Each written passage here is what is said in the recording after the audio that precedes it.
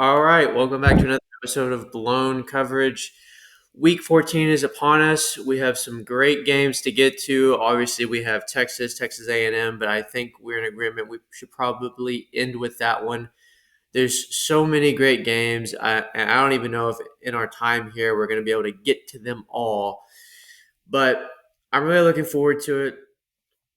Let me ask you, other than our game, A&M and Texas, what game are you looking forward to watching the most? If you only had to watch one other game, you can't watch any others, which one do you watch?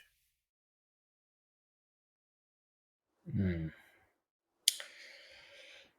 Honestly, man, that's pretty hard. We'll kind of get into it in a little bit, maybe, into it in a little bit. My heart is wanting to say the Michigan Ohio State game, but for some odd reason, I'm getting tugged to the Auburn Alabama game for some reason. Mm, So I guess maybe that's what I'll stick with. okay, well I would have then, maybe been a little bit more excited for the Georgia Tech game if Georgia Tech hadn't had lost this past week.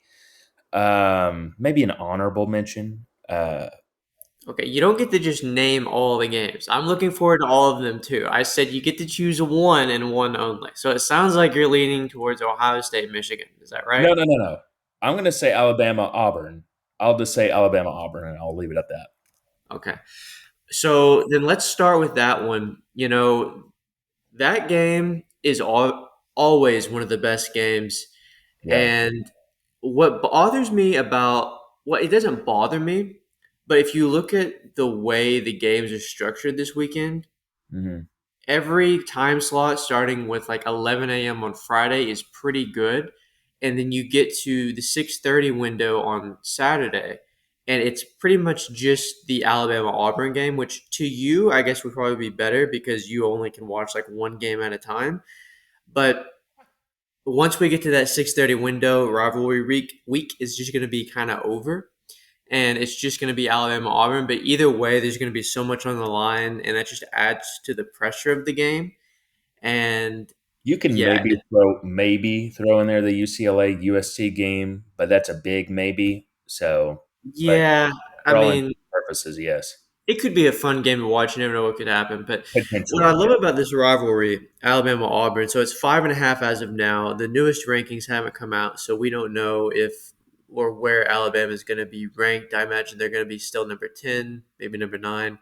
But they're only a 5.5 point favorite versus a team that's unranked and may not make a bowl this year in Auburn. But I think that just says a lot about the game itself, the Iron Bowl, Yeah. in that it really is like anything could happen. Night game at Jordan Hare Stadium.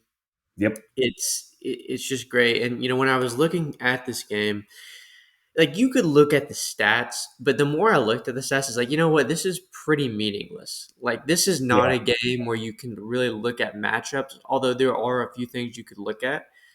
It's just more so like it's a The game of heart. chaos. Like, yeah, Yeah. anything could really And take that's what I place. was going to say too. Is like this week, I think there's just going to be a common theme of anything can happen, and you could argue that every week for sure. But it's like on steroids, rivalry week, right?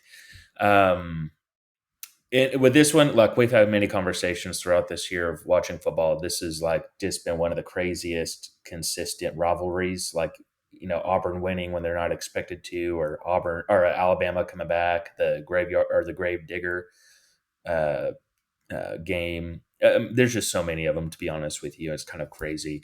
And to me, like seriously, like with this game, the home field advantage is like a huge plus for sure. So I think that, along with I think Auburn, honestly, offensively, anyways, has gotten some momentum. Like I know they last week they played Mercer, okay, but they went out and scored 62 points.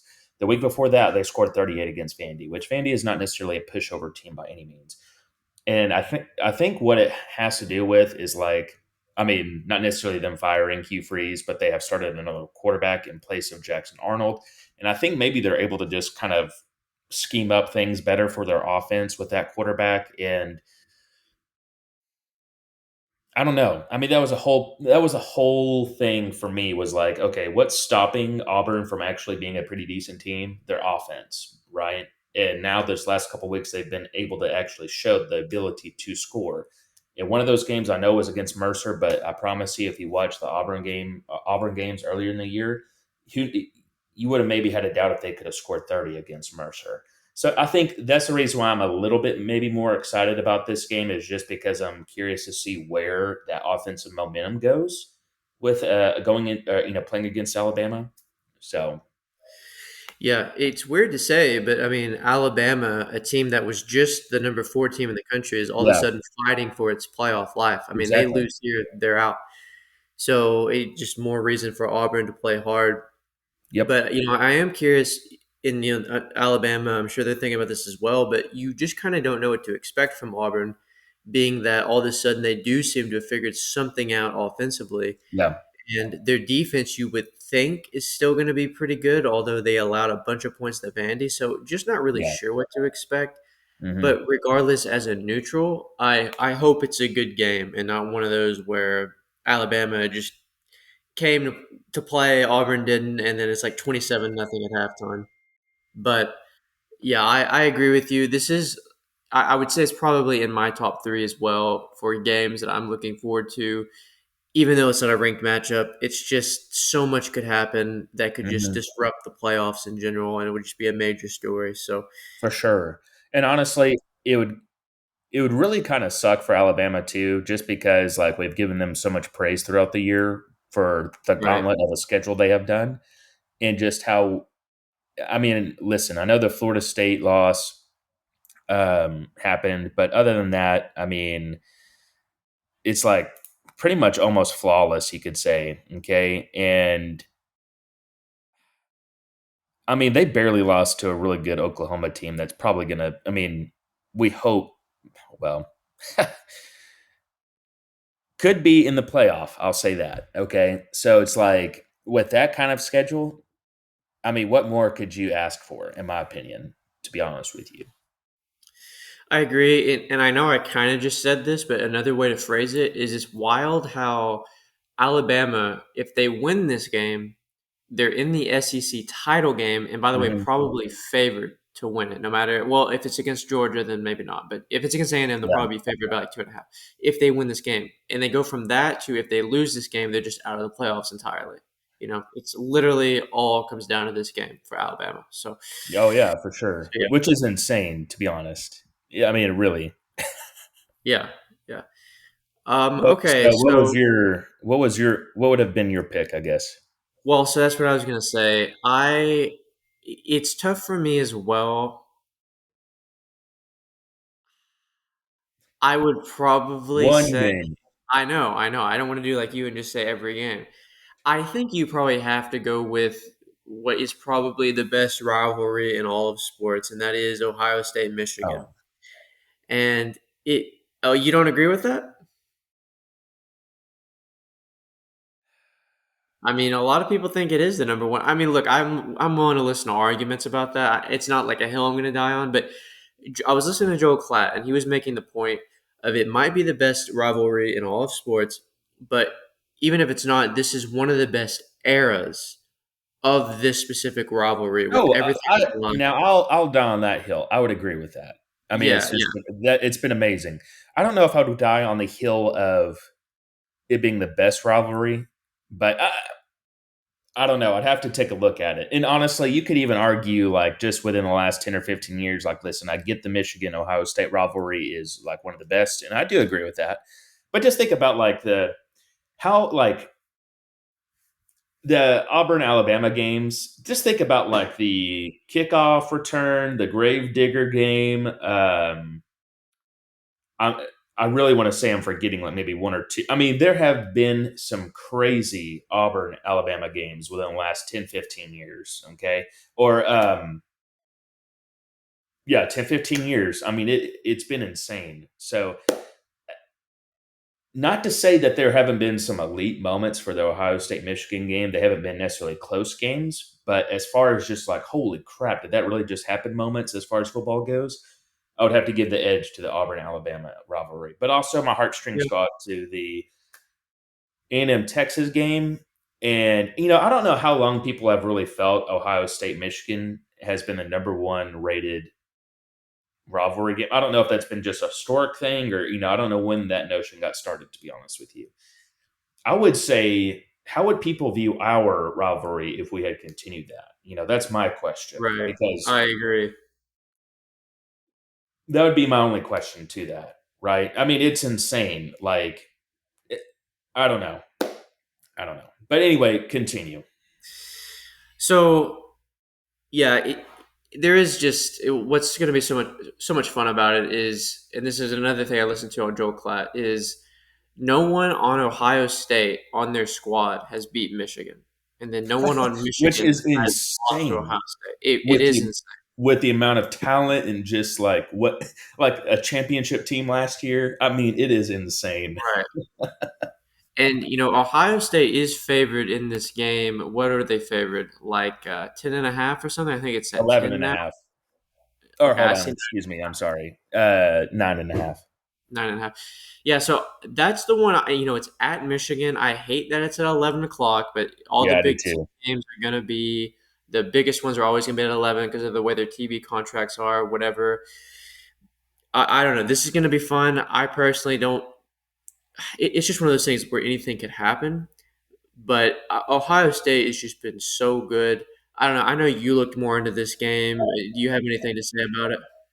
So I here's my deal, right? So Michigan, what are they going to be able to do against Ohio State's defense, which is arguably rated the best defense in the nation this year? And I saw a statistic the other day or on Saturday where they're scoring like 7.8 points a game. And I think that's like the second lowest ever, maybe. I want to say that. And that's pretty insane, to be honest with you. And don't get me wrong, I think it's very impressive what Michigan's been able to do. But if you really look at their schedule, pretty much if they've played a pretty good opponent, like so, the two best opponents they've played against on their schedule so far is Oklahoma and USC. Okay, they lost, but to both of those. Now, not to say like, hey, now the USC game they got blown out. To some extent, they were competitive with Oklahoma. Oklahoma just pulled away a little late. So I think that game was a little bit closer than it looked on the scoreboard. But anyway, not to discredit Michigan, what they've been able to do this year with a true freshman quarterback and for all intents and purposes, just really having to rely on the run. I just think Ohio State's going to be able to bottle them up and stop that run. And I just think that this stage of a game is too much for Bryce Underwood to undertake right now to propel Michigan over a win. I just, in my mind, like, yes, you have that thought, like, this is rivalry week. Anything can happen. But I just think Ohio State has too much power for them to be able to do what they did last year and come up miraculously with a upset. And I really do hate that. Just imagine this game being played at night. I mean, that would have been insane, to be honest with you. I agree. Now, the one thing I will say is it does Yeah. seem like Jeremiah Smith might be injured. Yeah. We don't know the extent of that. Yeah. Regardless, injured or not, it is hard to see a path. But boy, if it happens, oh my Dude, that goodness. would have been insane. Because really, you can make an argument for Ohio State too. Like, what other, not just biased here, but other than Texas, what's been the other like really good defense they've had to play against? Right, at Penn State? Yeah, Penn State, you could argue, but I don't know. Maybe that's a little questionable too. Because did they have the right heart and mindset? I don't know. Yeah. But anyway, yes, for all intents and purposes, we'll say Penn State. Other than that, they've played like what like two really good, pretty good defensive teams. I would say maybe. And Michigan is a good defensive team, so maybe this could put like a shock onto Julian saying and be like, "Oh crap, I haven't had to go up against this in a while." So maybe this could be a sloppy game. I think there's a chance that this could be a defensive game, right? Just emotion, defense, but ultimately, I think Ohio State could pull away with this thing. But what would I personally like? Number one, Ohio State to lose, obviously, right? But um, just in frankly, how it's been for like the past 4 years or so, like very close. Like it comes down to the last 4 minutes of the game to decides who wins the game. But anyway, That's really all I had to say about the game. Nice, and of course, of course, college game day is going to be there, which I do think if they could only go to the places that are playing on Saturday, that probably is where you have to go, given the dynamics of Ohio State having not beat Michigan forever. And Michigan, by the way, don't forget, Yeah, they're if they yeah. win this game, they're in the playoff, most likely. Michigan is.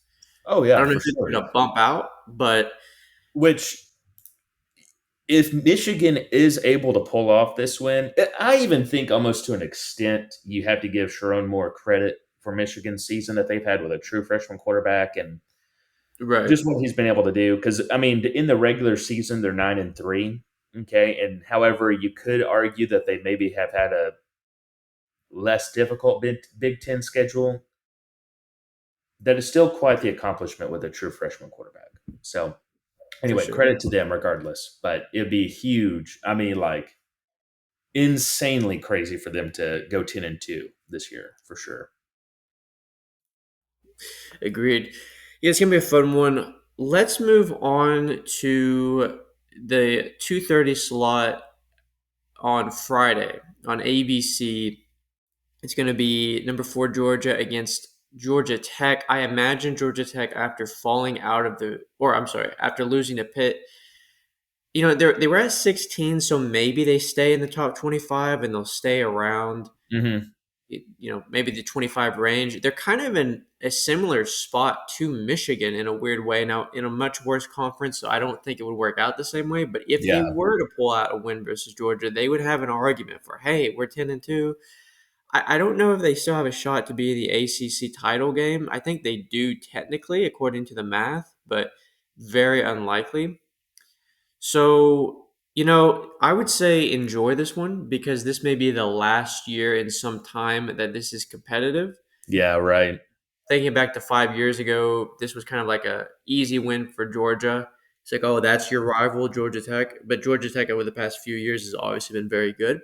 Haynes I King leaving. I think right, Haynes King is a senior. he And is then Brent Key, who now with him right. being an alumni, there is an aspect that he could stay there, just out of loyalty. But who knows what's going to happen with him at the end of the year? Which he for him to be able to do what he has done at Georgia Tech, that is a feat, in my opinion. Oh yeah. Regardless if it's in the ACC or not. I mean, because before he arrived there, they were a complete joke. So Well, I wonder if he's kind of he is an alumni, which has a big impact, but I do wonder if he's kind of in a similar situation to Clark Lee in the sense that okay, he hmm, had this amazing quarterback that has probably taken him to, another level in yeah, terms of that's the amount true. of wins he's been able to get, and he's got to know like it's probably not going to get better than this. If he wants to go somewhere else, then this is probably the year to do so. So, Before we, just a small comment here. I saw a report. I don't know if you did, but the number one rated quarterback in next year's recruiting class, I forget his name, but he is committed to Georgia. There was hmm, a report that this guy put in a prediction for Vanderbilt to swing that commit away from Georgia. And if that were to happen, I think that almost anchors Clark Lee to Vanderbilt. Because if for number sure. one, for him to be able to do that, Clark Lee's got to tell the kid, "I'm going to stay here," kind of thing. So anyway, that would be an interesting storyline to watch. Seriously, like because who in the hell would think Vanderbilt would get the number one player, number one quarterback, let alone number one player in the nation? I mean, it would just be some freak accident. Like, was this kid born right outside the front lawn of Vanderbilt or something? I don't know, but anyway. Right. Yeah, so obviously what sucks, and I just mentioned it, is Georgia Tech is coming off a loss. Hmm. Also, another thing that sucks, last year this game was in Athens. This year this game is at Mercedes-Benz Stadium in Georgia, Atlanta, Georgia. Which it just sucks. These games are meant to be played on the campuses. Oh, for sure. So I just hate that, but whatever. So it'll I be also a hate, yeah, I hate the fact that Georgia Tech lost last week because, I mean, another reason for that, it probably dampens Haynes Kings's Heisman hopeful or oh, like, it doesn't dampen it; it kills it. He's not yeah, going to be in it now, but it does suck. Yeah. yeah. Uh, anyway, Just from I a think it could Georgia be an pers interesting game. oh, I think so too. By the way, I expect this to be a higher scoring game than maybe Yeah. people think. Yeah. because both defenses kind of haven't been the best, and Yeah. Georgia Tech's defense hasn't been the best, but both offenses can score. Hmm. So the obvious matchup here is going to be how well can Georgia Tech run the ball on Georgia's front seven. Yeah. Georgia is fifth against the rush in the country, but Georgia Tech kind of has their own little style of running, and I do think they will be able to move the ball somewhat decently. And what's interesting, and I usually don't pay attention to this stat, but for this game it's important.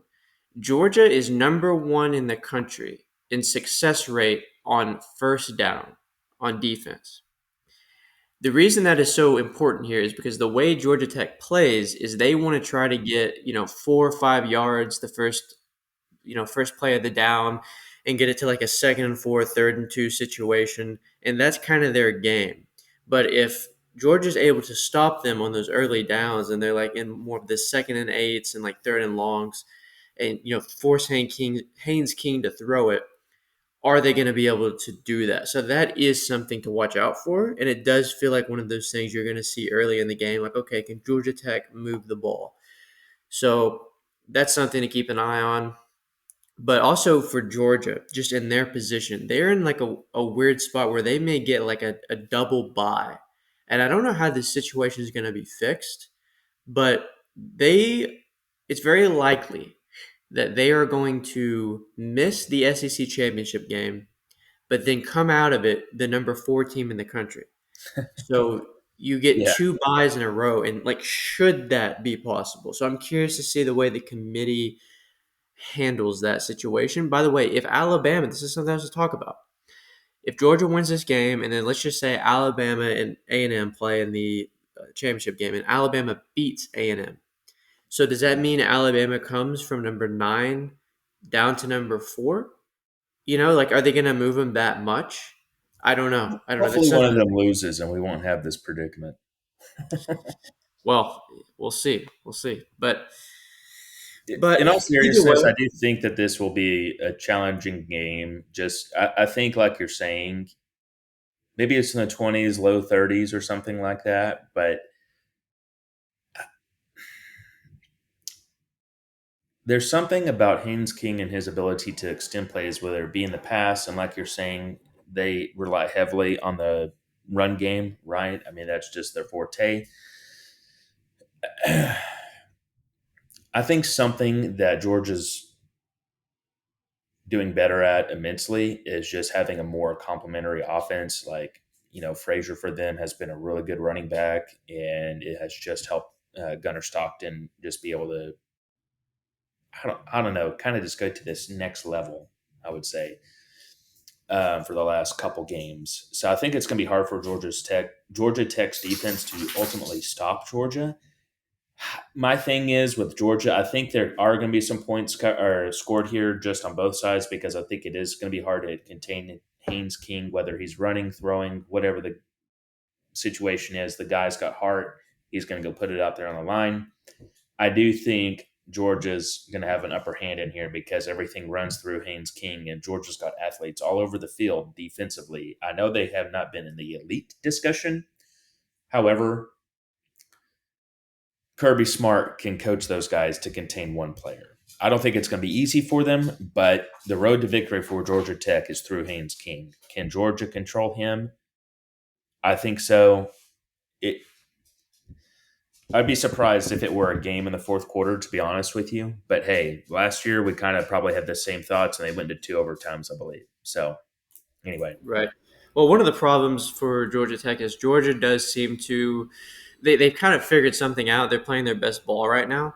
And, kind of halfway through the season, all these games were close with Georgia. And I think that still could be the case. But they're kind of catching Georgia at like the worst time. All of a sudden, exactly Georgia looks for like them, yes, one of the best teams in the country. So, for sure, for sure. all right. Well, let's move on to a game that has, I'm going to ask you, does Vanderbilt, Tennessee have playoff implications, or is this just a good rivalry game to watch? If Vandy wins, what are the chances of getting into the playoffs?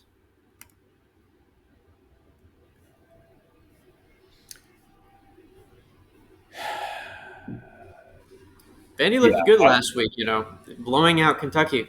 that that was a good win, but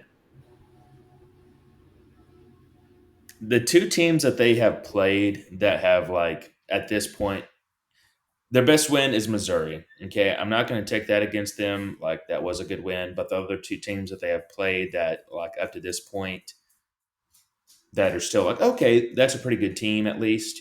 Alabama, Texas, they have lost to both of them. Okay. Now, don't get me wrong. I think as far as storylines go, I think it'd be fantastic if somehow Vanderbilt won. I mean, they're going to need a lot of help or gets in the playoff. Excuse me. They would need some help for sure. Um, I think realistically, this is probably not a playoff implication game. Um, but on the other hand of that, I think it has really good potential to be a good game. And honestly, whoever wins this, well, Vanderbilt, if they win this, could be 10-2. Probably the best, I don't know, maybe the best year in history. Tennessee, they go 9-3. And, who kind of expected them to be that, have that record? Probably not many people, me included. So I think this will be a very interesting game just because both offenses are pretty well. Defenses, honestly, they're almost, I wouldn't want to say, I would maybe have to give a slight edge or a slight edge to Vanderbilt's defense, but Vanderbilt is weak against the pass, and that is like what I mean. Tennessee, don't get me wrong, they're one of the most well balanced offenses in the nation, but Tennessee passes that ball pretty well, so that is kind of a concern. If you're a Vandy fan, I guess you could say. Now, you as Vanderbilt, they have Diego Pavia. Okay, and in these games, you need juice, you need to have the swagger, and he's definitely got that. I'd probably say more so than the Tennessee team does. So I don't know. With this game being played at Tennessee at 2:32, oh my goodness, man! If this game were played at night, I think it would have been a great.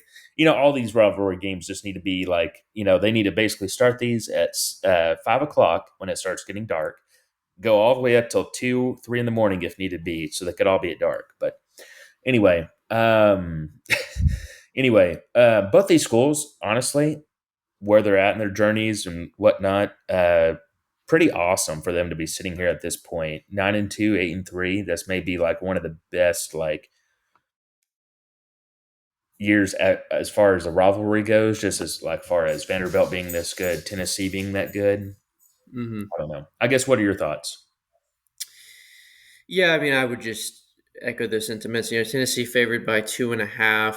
Yeah, I would imagine this would be a somewhat high scoring affair. Vandy's been kind of putting up points recently, yeah, and obviously Tennessee could do the same. And yeah, I don't know what to expect from this game. It does feel like Tennessee should be the better team, but it's kind of felt that way for Vanderbilt in all their games. And, even though LSU's turned out to be the way they've been, I still say they were a different version of the team. Even though they were never great, they still beat LSU, which is a very talented team. And they've kind of been counted out each game, and they are playing for, in their minds, a potential spot in the playoffs. You yeah. never know what's going to happen Well, around yeah, that. right. You never know what's going to happen rivalry week, and they're right. I mean, they have a chance. I think it's slim, but I think they have a chance. I think it's just going to be a fun game to see. Yeah, I would agree. It's just rare. You're like you were saying, you're going to see these two teams this high in the rankings. Both teams, I would say, have overachieved. Tennessee sitting at 8-3. It is going to suck for them to kind of go to 8-4, but 8-4 if they lose the game, like that's kind of what they were expected to be, and it could be a lot worse. Could have been a Oh lot worse. yeah, Now, I they mean for could say it sure. could have been better. I mean, they lost by to Georgia by 1 point, and that's just forever going to be in their head. But yeah, no, I'm very much looking I forward mean, to they this. barely lost to Oklahoma too. Okay, I mean they Yeah. lost by 17 to Alabama, so that was really and truly the only game that they. I don't want to say get blown out, but it hasn't been close. And Georgia playoff team, right? Oklahoma's definitely on the cusp of being a playoff team. A couple things have to go their way probably, but Hmm. by all means, that's pretty awesome. And let's say theoretically they were to lose to Vandy. I mean, hey, Vandy would be 10-2. So I don't know. Yeah, I always give credit to Josh Heupel because where was Tennessee before he got there? I mean, it was like I don't know. It was like that program just needed to be revived in every way possible, and he's done that, in my opinion. I mean, obviously, he needs to excel it and take the next step, but Well, he's done a great job though. Like yeah. getting the next to that next step. I don't know what it's going to take, but I could definitely see him doing it. I Oh don't know yeah. what the schedules look like in the future. I know he has to play Alabama every year, but yes, that he's done just an amazing coaching job. And to be honest with you, I'm surprised. Now I don't know how the coaching hierarchy kind of works in this sense, but I'm surprised more teams haven't gone after him. I know Tennessee's a good job, but it's not necessarily like considered the elite of the elite job. Yeah, I mean Tennessee versus LSU Yeah. potentially. I don't know. Where would you put like Florida, Tennessee? Where would you who like? I mean, I don't know. How do you, For some reason I lean Florida. I don't I know if know. that's just like a weird bias I have because like they used to be good in my mind, but from what I understand, Billy Napier like did a lot to change like the resources that are there or something in The the only the thing I would facility. say to it between those two teams is like just Florida has probably just way more talent at hand versus Right. Tennessee area. So that would probably be the only edge. It may be the only reason why I would give Florida a edge to Tennessee, I guess, for the job. However, I don't know. There's just something about Tennessee, like I don't know. There's just something about it that draws me to it, I guess. Yeah, I agree. Tennessee would be one of my, I mean, plenty of bucket list places I'd want to go to a college stadium, but apparently their atmosphere is among like the top three in the Oh, for SEC. sure.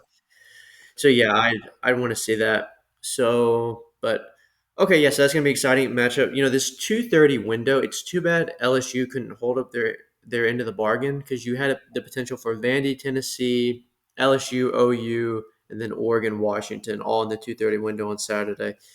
But obviously, Vandy, Tennessee is gonna be the main one for the 2:30 window. Okay, so I say now, those were kind of the four games that we specifically kind of looked at, but there are more games to get to before we get to A&M Texas. Let's just talk about whatever. I do have to say the first game I want to talk about is Oregon Washington. Hmm. And I think this is kind of a sneaky game. I don't know if sneaky is the right word because I think everyone would acknowledge like it's a rivalry and that Washington could win the game. But I Yeah. think a lot of people are maybe overlooking Washington, being that they lost to Wisconsin a couple weeks ago, and that Oregon is coming off a big win. But Washington is one of the toughest places to play in the nation in terms of like their win percentage at home. Yep. It is a rivalry, crazy things do happen, and like I could just see this being the somewhat random game where Washington puts it together and they find a way to win this one.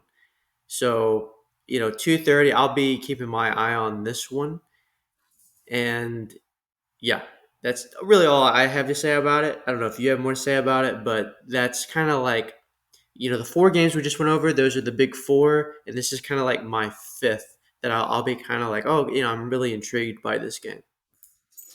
Here's maybe my question: what kind of job will we see of Oregon on the field with them having to like they're probably really high right now, and rightfully Mhm. so. They beat USC this past weekend, right? Which I think is a really good win.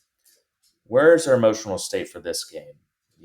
I think, uh, like you're saying, I don't know if sneaky's the right word, but Washington is one of those teams that they can just put it all together, play a clean game. They could probably beat quite a few teams, to be honest with you. And I mean, with Oregon having some injuries to their offensive players, I mean, there's definitely flaws that Washington could exploit. Okay. So, um, anyway, I think it could be an interesting game. And like Washington Stadium it's actually a pretty cool stadium in my opinion. Although I hate Washington with a passion and probably will for about 10 or 20 more years. But anyway, I would find um, it if I were you. They were just the obvious better team. I don't know why I would hate them. I would hate them if they were like if you guys were in constant battle and it was close, but Washington that year was just better. I'm surprised you hate Washington.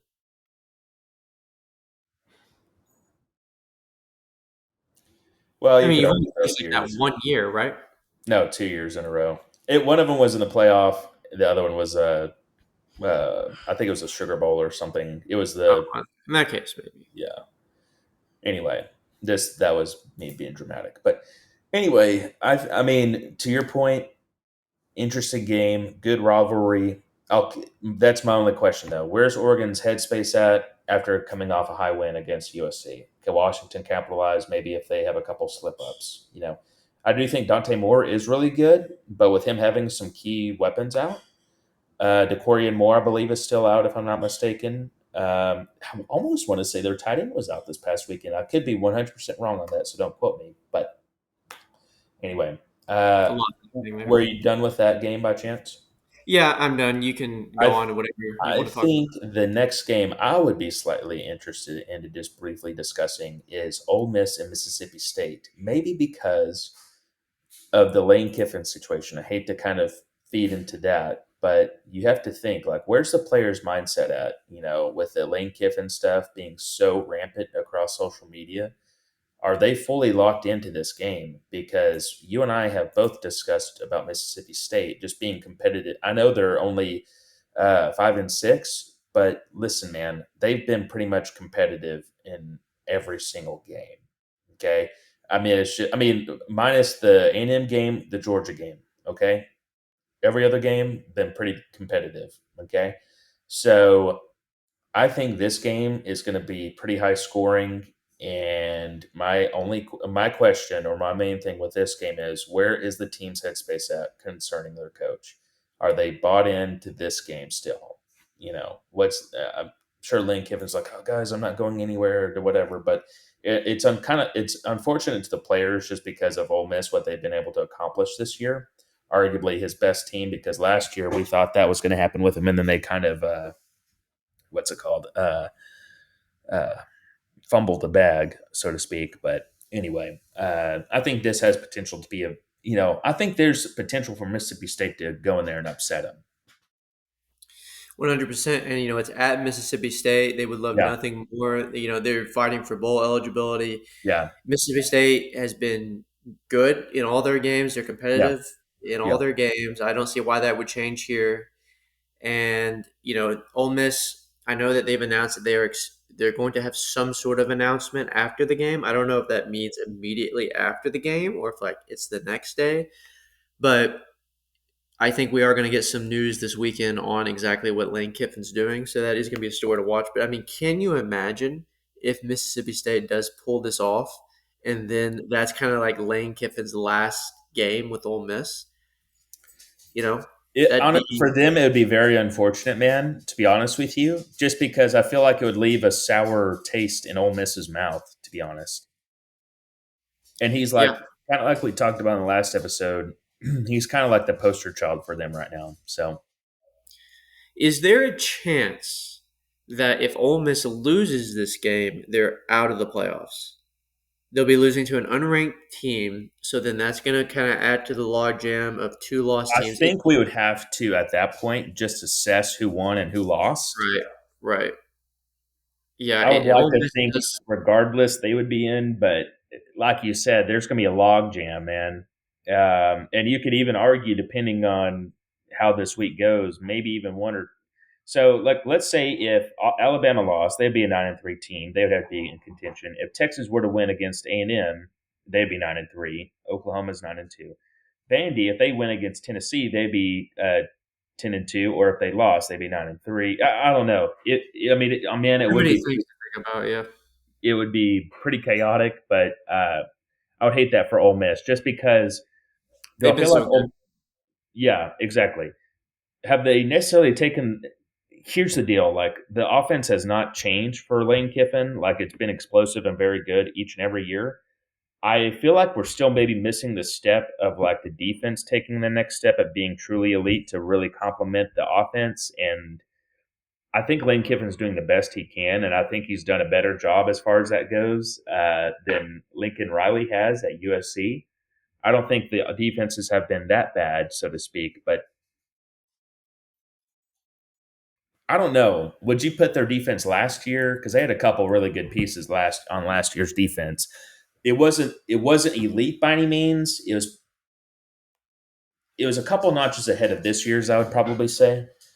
Um, but I mean, that's just going to happen. Turnover of players, that kind of thing. But I don't know. This is the best season Lane Kiffin has had with Ole Miss by far, though. For sure, for sure. Yeah, I know that's going to be an interesting saga. Like no one knows what he's going to do. Everyone is saying like they lean towards him leaving, which would make sense. But I also could see him just saying, "Yeah, no, I'm going to stay now," and he's just I delaying know. Florida's coaching jobs. Yep. But it is a tough. It's got to be a tough thing on a human level to say, even if you're really Well, interested in the LSU job, it's like, well, hey, look, we could go try to win a championship right now with Ole Miss. So I yeah. can't just leave. And yeah, So that's the other that's a hard thing too. Like how do you have that conversation with the athletic director? Because there's no guarantee that the guy would let you continue to coach at Ole Miss if your intentions are to take another job, right? And but at the same time, though, how the hell do you have that conversation and say, "Hey, man, I might take this job. If I don't, or if I do, can I coach this team?" And if the guy says no, and then Lane Kiffin were to say, "Okay, fine, I'll stay," or not to say that that would be the final straw thing or whatever, but the athletic director knows that Lane Kiffin's intending upon leaving, and how does that?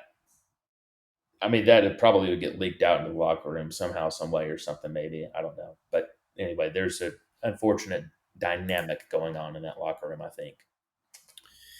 for sure, I think the last game that I feel like I just have to talk about is Miami Pittsburgh, and Yeah, it's not a rivalry game, but so much on the line for just both teams. I mean, Pittsburgh wins, they're in the ACC championship. If they win, they also knock out Miami. Miami wins, they're probably not in the ACC championship, but this will be.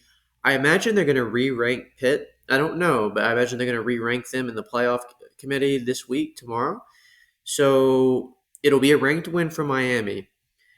And Miami has among of the two lost teams the strongest cases to kind of be in the 12, but it's gonna be weird. So this is gonna be a fun game to watch. And yeah, here's a thing that is I think relevant. It's gonna be 35 degrees. And Miami doesn't really play last week. Who did they play? Virginia Tech. It was like in the 70s. This one's yeah. 35 degrees. It just feels like one of those games. It's setting up for Pitt to win, but Miami a 6.5 point favorite. This is one like I will be watching. Like I think it could be a very, very good game. Yeah, I mean, I 100% agree with you on that as well. Listen, we've both been kind of high on Georgia Tech. So Pittsburgh, I know the previous week they kind of got rammed by Notre Dame, but that's just kind of what Notre Dame is doing. Um, Pittsburgh overall has been pretty good this year. Okay, I know they lost to Notre Dame. I don't want to necessarily dock them for that. Okay, lost to West Virginia, Louisville. Okay, say what you will about those. Both those games were competitive. Miami up and down, right? What Miami are we going to see? What Carson Beck are we going to see? That's the two questions I have. Because Right. really, if you think about it, Mario Cristobal, for whatever reason, and I hate this for him because I think he's actually a good coach, but his team's kind of just. It's almost kind of like Lane Kiffin's in the past couple of years, where they fumble the bag when they have all the opportunity for the taking. They just screw something up, and I don't know. Then they don't get screwed because they do it to themselves, but they end up underachieving what they could have. Right, in my opinion. For sure. I mean, this they really had a prime opportunity this year to still be in the top five. I mean, Yeah, losses are going to happen, but the way they lost, after beating some very good teams at the beginning, and then to yeah. just kind of fall off, is really it's really too bad because I've said it over multiple podcasts, but just don't forget we were talking about them like maybe they should be the number one team in the Yeah, I country. remember that. Like our second or uh, Yeah, yeah. third week. Yeah, exactly. And I mean, here's the deal though. Like, if you look at Miami's schedule, they play Notre Dame, Florida, which at the time, that was the fourth game. Florida still had a lot of hopes. Okay. I'll even give them USF. I think it's a good win. Solid. Yeah. However, I do expect like Miami should handle business against that school, but sure, whatever. And then at the time, Florida State. So now looking back, though, I mean, you could kind of question all those other than the Notre Dame win. But anyway, like how good were those wins, right? But anyway, um, I do think it would be very good. So I guess the next question is, did you have anything else to say before we head on to the headbanger? I think, or maybe there was one more game I was wanting to discuss. Actually, let me Well, just. I will just ask you, who do you think is going to win the disappointment bowl? Florida State or Florida? Uh, I'm Florida. just going to say Florida. I think. Really? I mean, I just think they have more talent. I think Florida Well, State is I just think that's fair because to be honest with you, I don't know if like I know that they lost like pretty badly to Tennessee. Okay, but their freshman running back, I mean, those guys just have like awesome freshman players. Like if they just can retain those people, I mean, they're gonna be studs. I don't know how they're gonna keep them to be honest with you because like Florida's definitely not a stable program, and that's ultimately what you need as a player to really succeed. But for this moment, they have some young studs, and I would have to look at the health of the Florida wide receivers and whatnot. But anyway, yeah, I would agree with that. I almost like went with Florida State for some reason. Maybe it was just Tommy well, I mean, Castellano. look, they are favored by 1.5. Yeah, And the thing is Florida just checked out? I don't know because they have looked just putrid the last that's 2 weeks. true too. But where's this game at? Let me. Florida, Oh, what time? what to say, 3:30? Yeah. Wow. Okay. Well, what was I going to say to that? I was going to say briefly, that was all I had to say on that. But man, just imagine, kind of to that same note, just imagine if things had gone as expected with Clemson and South Carolina, just that Yeah, matchup. I I know. think that's another one. I mean, I don't even know if we want to discuss that game just because it's like, can you even predict that game? I have no clue, to be honest with you. I mean, I think South Carolina's best game arguably was, against you guys, and that was a loss, right? And honestly, as far like,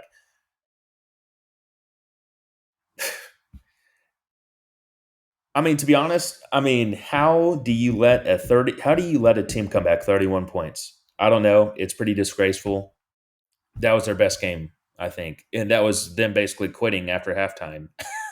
I don't know how in Clemson, it's just like every other week, it's like, holy crap, man, this is just like cat poop on the stove or something. I don't know. I don't know like how you could even talk about this game, right? I mean, it was just I guess you could say the thing for me with that game is what if. Yeah. Well, listen, I can't wait anymore. we gotta talk about it. We have Texas A&M, number 3 in the country. It's going to be at 6:30 on ABC on Friday against Texas. Don't know where Texas will be ranked, but I imagine it'll be 15, 16, 17, something like that. And I don't know. I'm really looking forward to it. I will tell you one thing that is too bad, although it won't really affect things because people are going to talk about it anyway. And I think Texas fans really believe it. And I think Texas is out of the playoff race. I I think think a lot of even if people are thinking that now because I think yes or on Saturday whenever they were doing the statistics or whatever, I think even after or with a win against you guys, I think it was maybe a 17% chance. Guess you could argue like, is this okay or not? I don't know. It would just have to depend on how everything fell afterwards. Kind of like we said about the Ole Miss game, I guess. If they were to it lose. would it would depend on how everything fell, and I don't know if we need to get in a long tangent about this rather Yeah, than the game itself. But yeah. the thing is, there seems to be this like unspoken rule, because the committee hasn't said this, but there's this unspoken rule that once you have three losses, oh well, are they going to allow you in? Like, I don't know. Like, sure, I don't know if Texas is the great example of a three-loss team that should get in, Yeah, but I and could I'll see a say I three-loss don't know to team get. that effect either. And honestly, like with no bias, okay, with or biasm, I don't know what word you want to say there, but I think it was Joel Klatt. Just how Texas's season has been with us, and honestly, with as much production that we lost last year, we have had a lot of ups and downs. For us to still be 8-3, and I do think with the schedule that we had, like, hey, like, and two of those losses being top 4 or 5 teams, like, hey, that's okay in my book. Do we deserve to be in the playoff? I'm not too sure, just because the variability in what our team has shown throughout the year. I don't know. So for my verdict on that, it would just have to depend on where other teams are at in the final ranking after rivalry week. Yep, yep. Okay. Well, let's see. So, also one other thing I wanted to say is, was this game on Friday always before whenever both teams were in the Big 12? Actually, funny point, because I think it's been both. Because I could have sworn I've done Thanksgiving with with the Longhorn Texas game, and it's also Yep. been like Black Friday as well. So Right. to your point, I don't know how I feel about it being on Friday. Like, I would I prefer know. this game being on Saturday with everything else. Maybe there could be a possibility because maybe the NFL took over Thanksgiving Day. Like I think there are some games still on Thanksgiving Day potentially, right? But Memphis Navy, that's it. hmm. Well, But there's actually yeah, good NFL games on. But anyway, yeah. man, Well, think I about just guess. how many deaths would occur though in Texas on that over that Thanksgiving feast potentially, right? I mean, hey, I think it's the perfect like tradition, like the perfect like on Thanksgiving you watch A&M Texas. It makes sense to me, but Well, I know, but this is coming from a guy that won't even watch like that game with like his friend that. well, that is true. It's funny. I was just Exactly. invited Think to. about that with family, though. Think about that with family, right? Like, and you're about to have to go dinner or whatever. Yeah. Most of the time, your family's probably going to be on the same team, Well, that's but a good thing about our sport, though. I mean, think about how many. Like, I remember growing up in the neighborhood actually, and his grandmother. For you guys, his grandmother lived on the same neighborhood as mine. So, for all intents and purposes, we kind of did grow up on the same road. But all throughout the area, there were multiple houses that had divided house, A&M and Texas. And to the point earlier, like I think if our rivalry had continued and it didn't for a little bit, like maybe people would really agree with our rivalry being a close second or something, because there's so many split marriages with that, in my opinion. Just to kind of go against the grain with your thought, like, oh, family. I You mean like that's to true. think so. You like to think so, but I think there's a lot of division with that too. True. Well, I will just tell you in terms of my thoughts on the matchup, all that. My main thing, and I could talk about a lot of different things. Yeah. I believe this game comes down to one man and one man only. And I think it is Marcel Reed. I think the entire game, the way it could go, is Marcel Reed. If he if he has one of those bad games like you saw first half of South Carolina, then this could absolutely be either at best case a dog fight for A&M, or worst case just Texas handles the game. However, I truthfully have to say, I think if Marcel Reed can just not throw the hospital balls that he does, and you cannot turn the ball over, which is a big if. It is a college game, and there are more turnovers. I do think A&M should be able to win this game by, I think it'll be a close game, but they should win something by like 7 to 10 points if Marcel did not turn the ball over. I think the depth of weaponry would be good for A&M, but that's a big if. I think it all comes down to him and how he plays. Those are kind of my opening thoughts, and now you can say whatever you want to say as far as your opening thoughts, whatever. I think 10 points might be a stretch, could be a stretch potentially. However, at the same time, though, I mean, I could see that happening, right? Because, like you're saying, I don't necessarily think this will hinge on Arch, to be honest with you.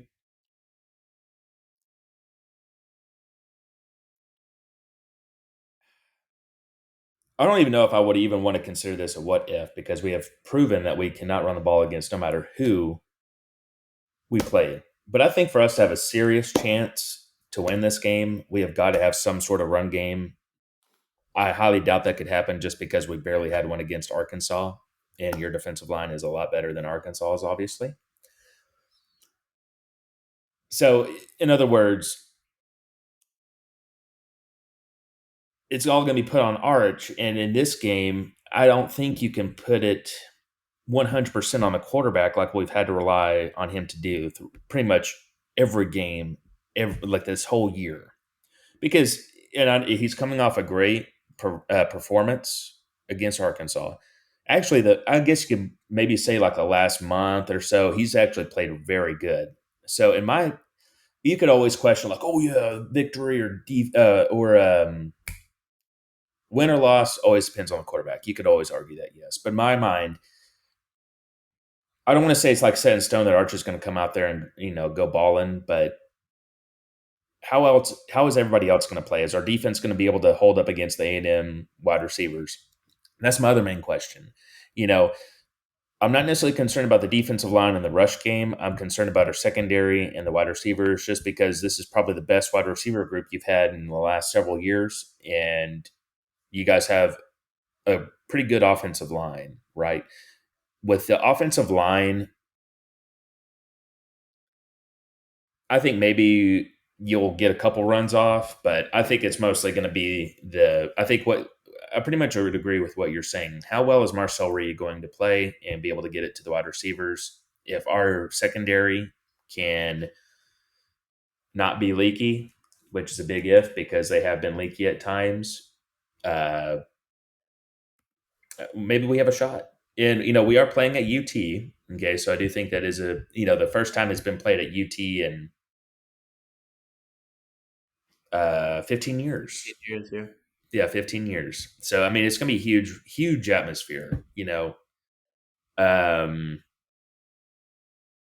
Anyway, I don't know. I mean, if I had to choose right now, I would say you guys. You guys have a better overall team, and I would maybe say, don't start smirking, bro. Because hey, I still have the hat or whatever you want to call it until Friday, and who's to say you'll even have it then, right? I just like overall wide receivers. You guys got an edge. Okay, I'll give you that. Offensive line definitely have an edge. Defensive line, actually, you could probably argue that that's a toss up. To be honest with you, linebackers, honestly, I think that's a toss up too, just because we have a really good front seven. It's really just our secondary, which kind of it's one cornerback, but he's a true freshman. Our other one, Manny Muhammad, is pretty good in Michael Taft. So we really just have a deficiency in two players, but it has come up big for us. But anyway, let me ask you an interesting question. If you could have Arch or Marcel Reed, which one would you rather have? Well, so remember we had this kind of conversation in the middle of the season. Like, has Arch been that much worse than Marcel Reed? I think you could have made the argument. I would still go Marcel, but Ooh. I think it is a conversation. I mean, I think because a lot of people would just disregard that, and because people just have this negative impression of Arch and all that. I only go Marcel because I think he's a little bit more dynamic, but Arch could be pretty dynamic himself. Um, I'll go Marcel, but I'm not gonna die on the hill. Mm. The Listen, thing and is, the thing is with Arch, but the thing is, I'm about to blame the offensive line. I'm still not sold on him, in the same way I'm not sold on Marcel. But like Arch can still throw like some really poor passes, and I saw him against Arkansas, but everybody does that against Arkansas is the thing. So that's my only well, there thing. was still a cut. Well, I will say it's not to the point as it was like in Ohio State or the very early games where he was just throwing like the wide receiver would be like 10 yards away and he would just throw it like way off course, like some of the most egregious passes I've ever seen in my life, to be honest with you. I would I would take Arch. Here's my thing. This is Arch's first season to like fully start. This is Marcel's second season to fully start. Arch has had a tremendous amount of growth, I would say. And there's not too much separation right now. And just think of all the weapons that Marcel Reed has to work with right now. And just imagine what Arch would have been able to do to have at least some sort of run game and that offensive line is my only question to that. The first and a half season. I mean, Marcel came in, halfway Okay. I through. do. Okay. Well, okay. For all Look, intents and past purposes. halfway through. Past halfway through, I would say. He came in against LSU in like game 9. Oh, really? I thought it was a Yeah. little bit before that. Okay. Well, I take that back then. Okay. Fine. Actually, I'll put them on even par then because Arch came in for 2 games. So I'll put them even par. Regardless, I agree with the talking point. Like I do think that is a conversation to be had Yeah. that I do not think is egregious. Uh, I am curious to see in this game how much y'all's linebacker issues are affected because I know you have one guy out for the first half and Anthony the Hill, other guy which was is injured, right? arguably our first or second most important player on the defense, to be honest. And you could argue first, even over Colin Simmons, to be honest. I mean, that's not, I think that's a good point. And Ty Anthony's, excuse me, I apologize. Anthony Hill has been hurt. I imagine he will be coming back to play for this game because how could he not? The player that is out for the first half, which I think could be a huge thing for us, is Ty Anthony Smith, which he has been coming on for us the past couple games because of the um, targeting call, which I won't necessarily get in on a tangent, but that is just so hard to call, to be honest with you, because to me, it's like, I don't know if you saw it, and like, yes, do I agree? Like, fine, it's targeting, but a lot of the time, man, it's like, how else would you want the player to play the game? Because it's like, basically what happened was I believe the Arkansas player caught the ball and he didn't have enough time to turn around yet. And Ty Anthony Smith kind of dove and, they hit heads. And I just, a lot of the time, man, just question like, how else could the player have done that, other than playing like Twister and possibly hurting himself even more? Now, don't get me wrong. There's some pretty egregious like targeting calls, that obviously need to get called, but there's just so many times I'm just like, man, I mean, how like it, and what really sucks is that I've completely forgot this. Not only do they get ejected, but they are out the first half of the next game too. And it's like, really? Right. Yeah, no, I agree. I hate the rule. I think it's stupid. Yeah. I Um, mean, yeah. Something else to watch out for in this game, and Texas does it all the time, and I think A&M will do it as well. And that is Texas always starts out with like a quick pass to start the game. Like I can guarantee you that is going to be what they do. And like I don't A&M is know if you have good. seen. I don't know if you saw the Arkansas game at the beginning. Oh, dude, literally, we have drawn up the same I play know, the four crazy. games are honestly, it is insane. I would almost be curious to see if Sark will like do that, and then we just throw it on the opposite side of the field. You know, I'd be Maybe curious. I don't know, but Just either way, imagine. I think both teams are going to try to do something like that to start. Yeah. Um,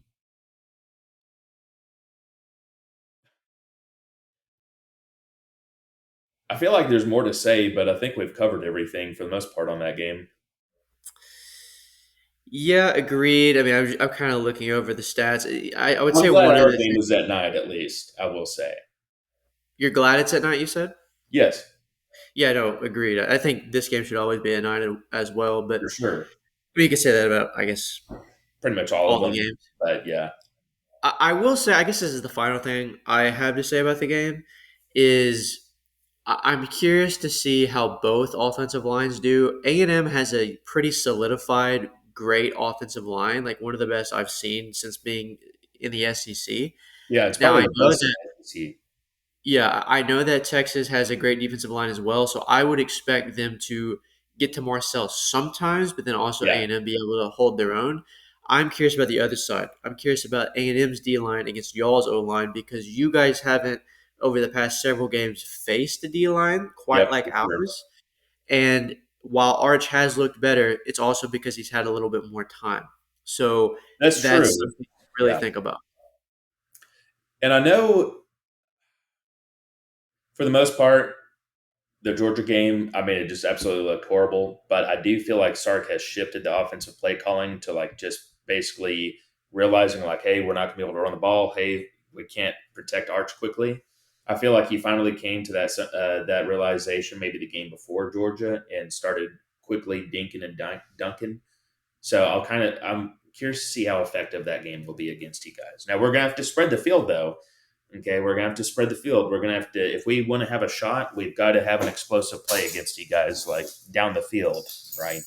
And I think Wingo is as good as anybody as far as just like what's he is very misleading. I don't like. I know you watched him like the Mississippi State game and stuff like that, but the guy is like huge. He looks slow, but the longer the guy runs, the quicker the guy gets. It's almost like you wind up a toy and he just gets going. So we've got some players that can, you know, threaten the deep field. It's just can Arch have enough protection to get a good throw off because he hasn't necessarily been the most accurate throwing the ball deep. In a A&M couple last weeks, secondary A&M secondary can be vulnerable against the pass, so that is something to keep an eye on. Like I expect, honestly, Wingo to get quite a few yards. Like I expect him to probably have a good game. There's something that I don't want to forget though, that I think is an advantage for Texas that isn't being talked about a lot, and that is special teams. First of all, true. y'all's kicker is very good. Yeah. Our kicker has not been good at You all. know where our kicker's from, actually? I'm going to guess Longview. No, it's from your other alumni. Oh, Texas State. Yeah. Okay, no, I did not know that. But that is, if this is a close game, that is very relevant because Oh, A&M for has sure. not been good kicking the ball. And then Well, also, also Ryan Niblett. Yeah. I was going to say Niblet, his, punt returning, kick returning. I will say A&M is pretty good on that end too with KC Concepcion. But either way, like both teams, watch out for their special teams units. And Yeah. I would give Texas a pretty clear edge when it comes to special teams just because of their field goal kicking. And I don't think that's irrelevant at all.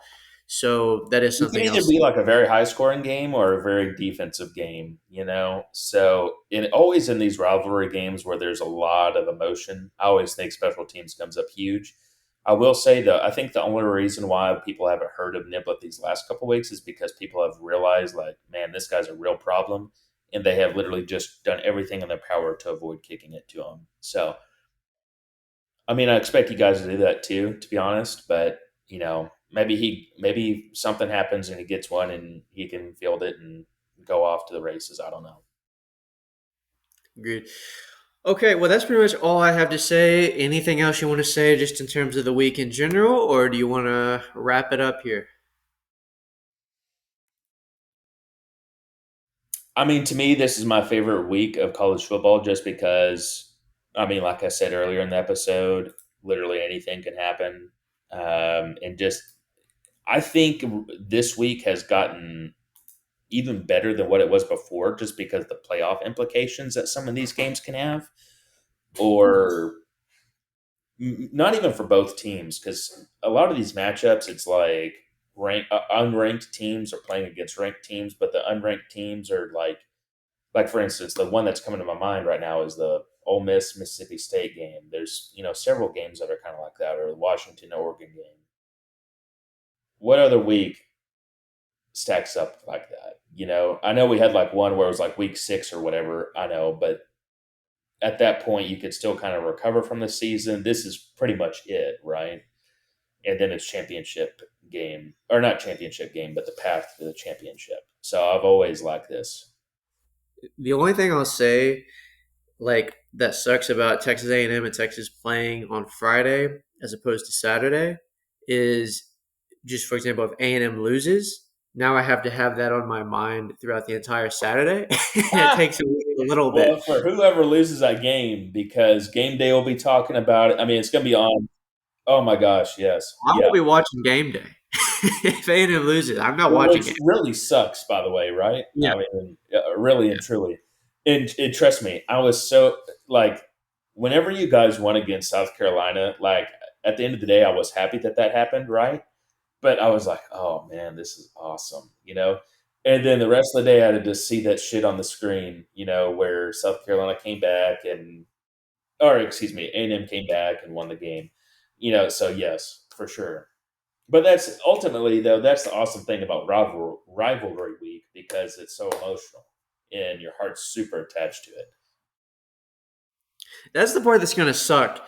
Is even though, and I thought this, and we've talked about this before, but I felt this way like really through every A&M game, but it's going to be especially the case this week. Is it's not like it's exactly a fun time watching the game. Like it sucks throughout the entire game, just thinking, oh my Oh god, yeah, like it's never fun for me. It's not yeah, until Sunday that it's it's like, actually okay, an thank God awful I can experience. relax. Yeah, Yeah. it's funny to think about it actually because it's like, why the hell do you put yourself through that? And honestly, I have no answer for that. I have no answer.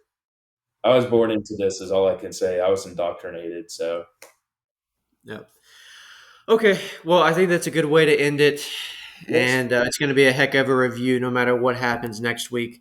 for And sure. obviously, we have the conference championship games coming up and all that. So, all right, Yes. well, I'll talk to you next week. All right, hook 'em. All right, bye.